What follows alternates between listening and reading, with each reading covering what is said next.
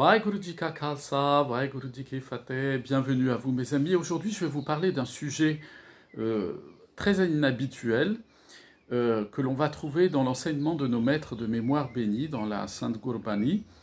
C'est la question de la pierre philosophale, la célèbre pierre des alchimistes. Donc vous savez, les alchimistes étaient ces personnes qui, depuis des siècles, et notamment depuis l'Antiquité, s'évertuaient à découvrir le moyen de réaliser par une opération alchimique, qui va donner naissance plus tard à la chimie, mais qui conjuguait à la fois des opérations spirituelles avec des opérations chimiques, d'obtenir ce que l'on appelle la transmutation des métaux pauvres en métaux nobles, autrement dit, le moyen par lequel, et ça passait par cette pierre philosophale, la pierre des alchimistes, qui permettait à son contact, transformer du fer en or ou du cuivre en or ou n'importe quel métal de moindre valeur en or. Et donc, nous allons voir que dans la Bani, eh bien, cette référence à la pierre philosophale, à la pierre des alchimistes, est non seulement citée régulièrement, mais même très abondamment. Donc mon propos aujourd'hui n'est pas de discuter le fond de cette pierre philosophale, ni de refaire toute l'histoire à ce sujet, ni de trop entrer dans le détail, c'est plutôt d'attirer votre attention sur le fait que c'est présent dans l'enseignement de nos maîtres de mémoire bénis, et qu'à l'occasion, je traiterai d'un point de vue historique et d'un point de vue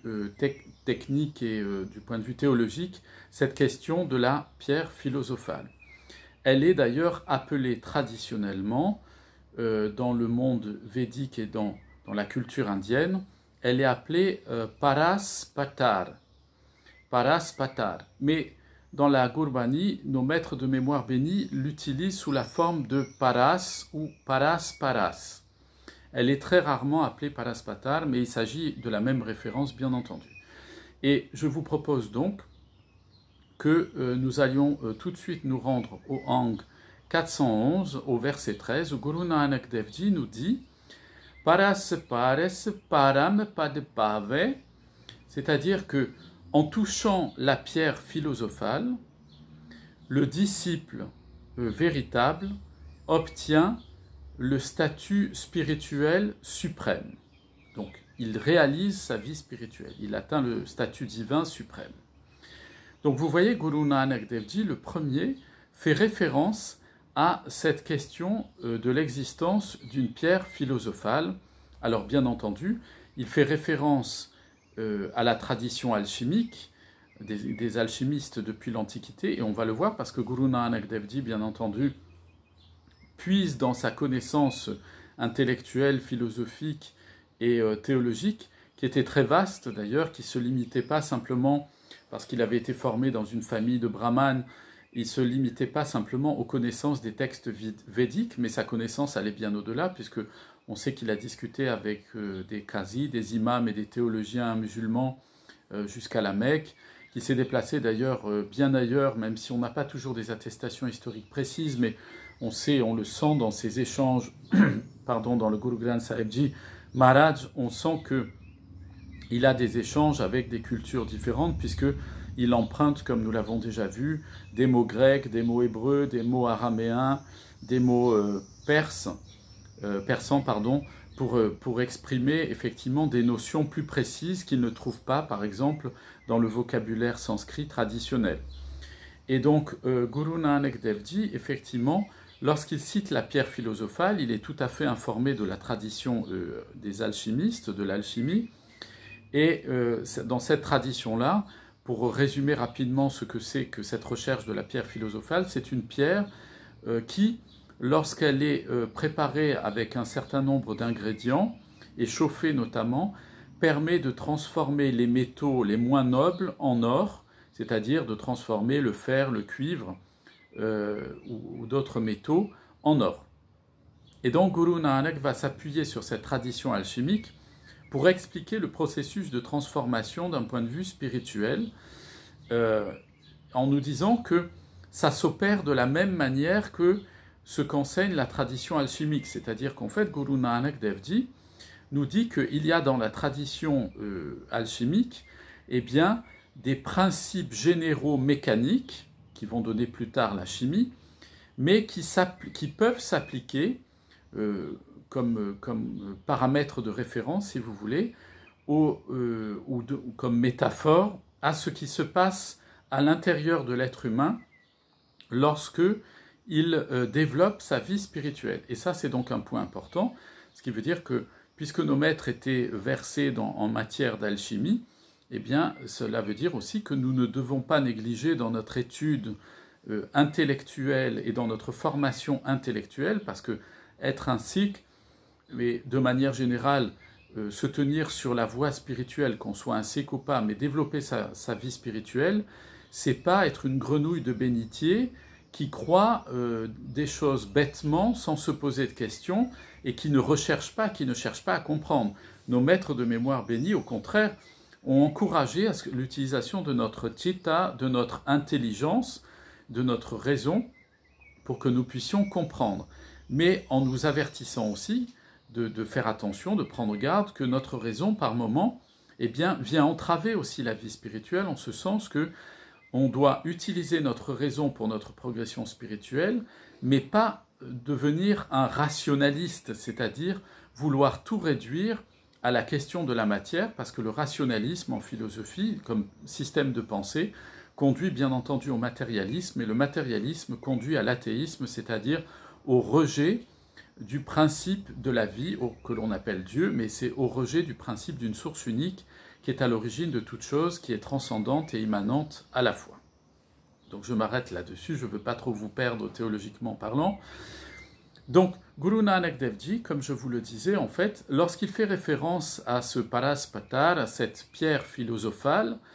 ou pierre des philosophes, eh bien il a dans sa connaissance, évidemment, il sait que le premier à avoir évoqué ça, dont on a le témoignage, y compris à l'époque de Guru Nanak, parce que là encore il faut que je m'arrête un instant pour resituer Guru Nanak Sahib dans son époque. Guru Nanak Dev Ji vit donc à cheval, si vous voulez, à une époque charnière entre la fin du XVe siècle et le début du XVIe. On est en pleine période, pour faire une correspondance avec notre société et notre monde occidental, notre histoire occidentale, c'est la pleine période de ce qu'on appelle le bas Moyen-Âge, c'est-à-dire c'est la fin du Moyen-Âge et c'est le début de la Renaissance, et notamment avec la redécouverte des philosophes de l'Antiquité. Et donc à partir de là, il y a beaucoup de recherches en ce qu'on appelle les humanités, c'est-à-dire tout ce qui va concerner la philosophie antique, la pensée antique, l'art de l'Antiquité et ainsi de suite. Et c'est une période qui est très florissante d'un point de vue intellectuel, comme l'ont été des périodes précédentes d'ailleurs, mais là tout particulièrement à la Renaissance, il y a beaucoup d'échanges entre les érudits et Guru Nanak Dev Ji a accès à une somme de connaissances qui est tout à fait considérable et qu'il est capable d'assimiler, comme il nous le montre dans son enseignement, dans sa sainte Gurbani. Il est capable de l'assimiler pour ensuite s'en servir comme une ingénierie, si vous voulez, technique, spirituelle, pour nous donner des exemples et nous permettre de comprendre les mécanismes de notre propre évolution spirituelle. Et donc, quand il parle de la Paraspatar, de la pierre philosophale, il fait bien entendu référence à un historien et philosophe de l'Antiquité, qui était un grec et qui s'appelle Zosime de Panopolis, et qui a vécu donc au IVe siècle de notre ère. Donc il y a à peu près, on va dire à peu près 1800 ans de ça. Et on est dans ce qu'on appelle l'Antiquité tardive, dans l'histoire de l'Antiquité, c'est-à-dire on arrive à la fin de l'Antiquité.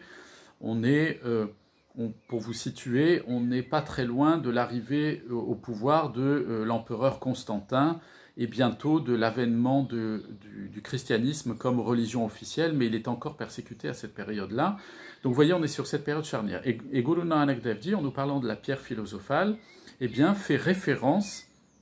à Zosime de Panopolis, qui lui-même la cite pour la première fois, alors en tout cas dans ce que l'on a décrit, mais dans les écrits accessibles à l'époque de Guru Nanak Dev Ji, et encore aujourd'hui, c'est la première référence que l'on a à la pierre philosophale, même si on sait d'ailleurs qu'elle est fortement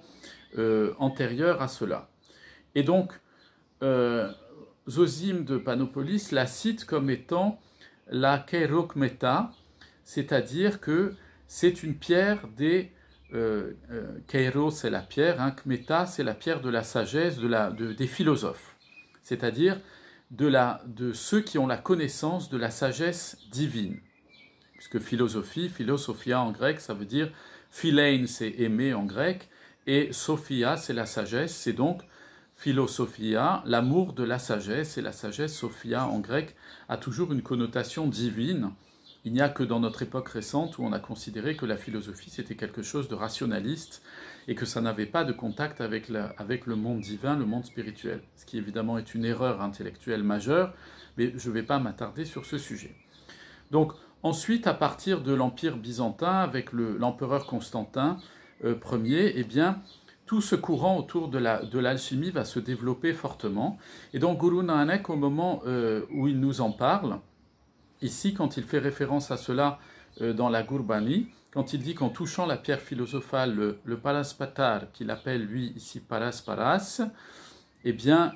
il dit qu'on obtient la réalisation de sa vie spirituelle, c'est-à-dire l'état divin suprême. Alors,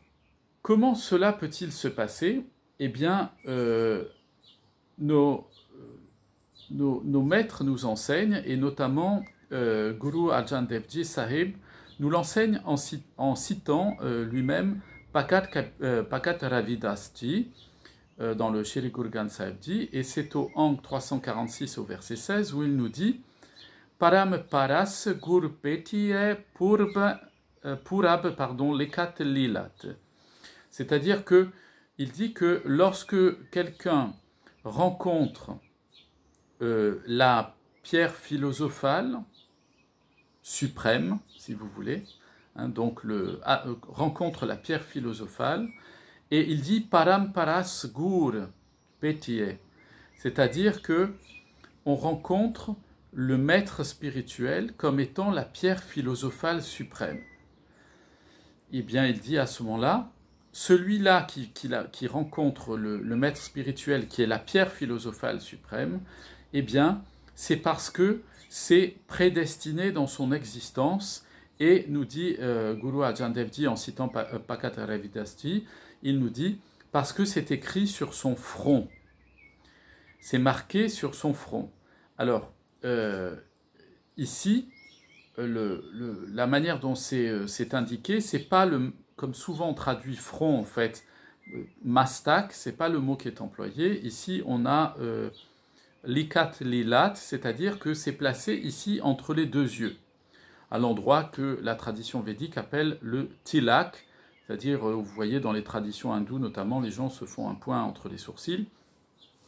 l'endroit qui est appelé aussi le troisième œil. Pourquoi? Parce que c'est le siège de la conscience active. Qu'est-ce que c'est que la conscience active? C'est l'intelligence qui est capable de discriminer, de dire c'est bien, c'est mal, c'est bon, c'est pas bon, ça me me convient pas, d'avoir du discernement donc à ce sujet-là. Donc ça c'est un point, vous voyez, qui est extrêmement important parce que